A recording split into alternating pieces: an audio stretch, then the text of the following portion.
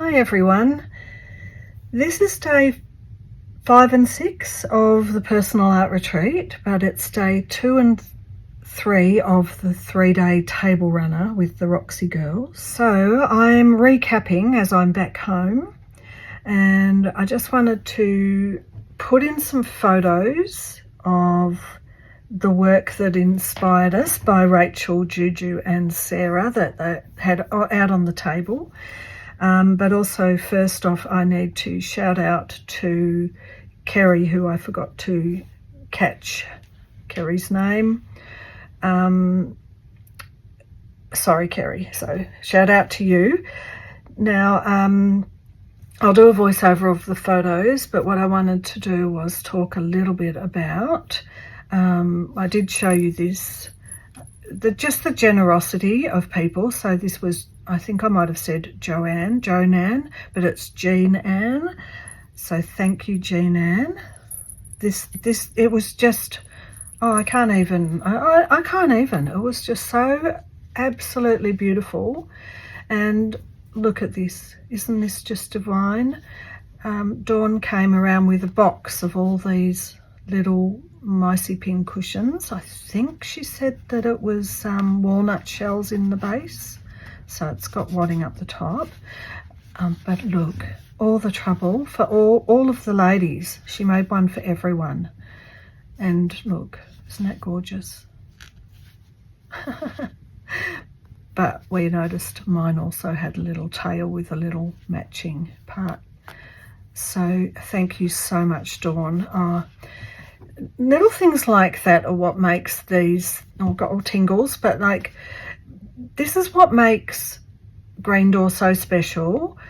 The ladies that gather and the friendship and the generosity and the support is amazing. I'll talk a bit more about that in the next one, which will be the 1-day wall hanging day. But thank you, Dawn. And there's a photo of Dawn with her work coming up. So I'll do a voiceover on the pictures. And then Chris gave us all these little tiny birds. And I think there wasn't a single person who didn't think that this was so sweet. Thank you so much, Chris. But I heard a couple of mentions that they wanted to put it on the shelf, but they didn't want to use it as a pin cushion because they thought it was so sweet. I think the mouse is sweet too. But there you go. Isn't that gorgeous? And also Missy gave me one of her little beautiful crocheted flowers, so I've put that on mine. I feel like, and I know that the other ladies will probably agree, we all talked a bit too much.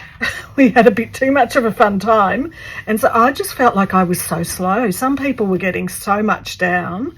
And I was like, oh my goodness, I'm so slow. But I do like to think about things and plan them out. So for the most part, I can show you. It's been in my bag, so sorry I haven't ironed it. Where I got up to was putting some little details just in this border panel.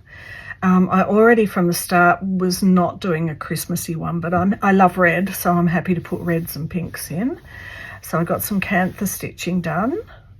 And I knew, look, I talked to Sarah and Rachel about this, and Juju, many times, because I'd found that piece at the sewing basket, and Sarah said, oh, that's just perfect for your, for your border. And in the middle, I tried French knots. I tried just a straight stitch, like a stitch like that. And I wasn't happy. And I said to Sarah, I think I need beads. I just think I'm going to have to wait till I get home. And then I opened my box and I found that I had these little, I think they were Italian glass beads that I'd got on the internet ages ago. And I just had the little pot in my sewing box, and when I laid them out I went, oh, that's exactly what it needed. I didn't want it to be too much. I didn't want it to be thoroughly filled up. I still don't know what I'm doing down here, but that was what happened. The beads. Oh, very happy.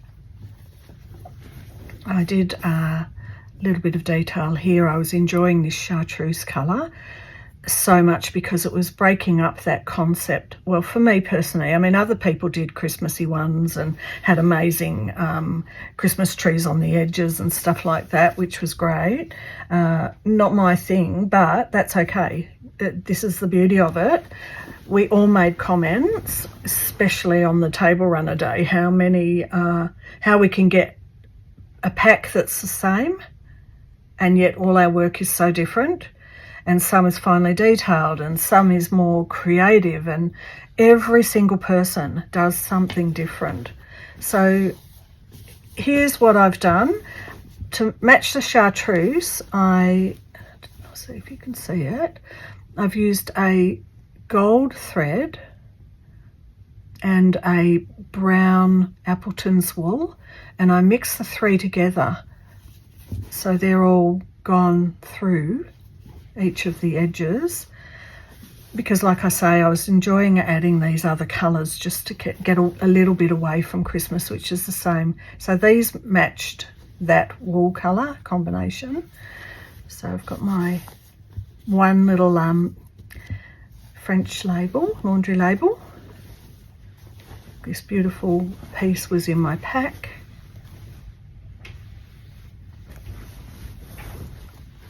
In the end, I can't remember if I talked about this. In the end, I had decided on a circle in the centre.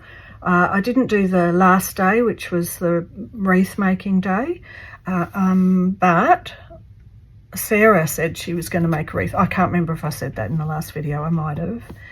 Anyway, so here's more of the chartreuse. This was this really thick wool. Rachel said that a lot of the people in her local area know her so well that they'll tell her if something's happening. So this man or the hardware store near her house had said they were closing down, and she'd popped in and she'd found all this green and red thick wool, and it's fabulous because it's so thick. Oh, it's just divine. So I use that for the outer circle, and I brought along some of my little bobbly favourite wool, and we had some of this white. So I've couched the green, and then I've come in and couched the white mixed with this pink, and I've just used a thin cotton to couch down the centre circle as well. I'm still undecided. I spoke to Rachel about one of the red doilies I'd got at the sewing basket and possibly putting it in the middle, and she said, oh yes, she loved it. However, I think I need to still sit with it a little bit and just decide what's happening with this. It's always a work in progress, these things. The only other thing I did, I've couched down this beautiful piece of old tea towel, and I've put a bit of the same, this from the sewing basket, and a little bit of this antique rickrack, tiny antique rickrack from the sewing basket. I've put those down as well. So that's about it for gifts, presents, and where I'm up to. I'm going to, I'll come back in and start to do some work in some videos. Really, there's just so much to do on it. I've got a long way to go, but enjoy these photos, and I will see you in the next one. This is Juju's treasure map, actually, and look at that beautiful turkey work on that flower. Some keys, some wrapped beads to create little nuts for the leaf. And this is Sarah's pouch, zippered pouch that she made, and Juju's table runner, this year's table runner. We all commented how amazing it is to see everything in person. Rachel's book, and some of close-ups of Rachel's thread painting. And I think this was a pouch that Juju made. And we all had such fun. So we went out for dinner and we all bought raffle tickets, and Margaret, you didn't know I took a photo, but Margaret won twice. Oh, it was such a hoot. and she got 2 meat trays and donated them to Zoe. So here's some fine detailed beading work from Ginny, who I was sitting next to, Virginia. And here is the lovely Dawn with her beautiful piece, the Dawn that gave us the little miceys. And you can see how many layers Dawn's already put out. And lovely Kelly, who is painstakingly sitting there seed stitching while everyone else is nattering and moving around. Sheridan's piece, I love that poinsettia in the middle of that big star doily. I think this might have been Kerry's work. By now I've lost plot. I have no idea who's doing what and where anyone's work is, and I'm pretty sure this was Ginny's, so Virginia's work.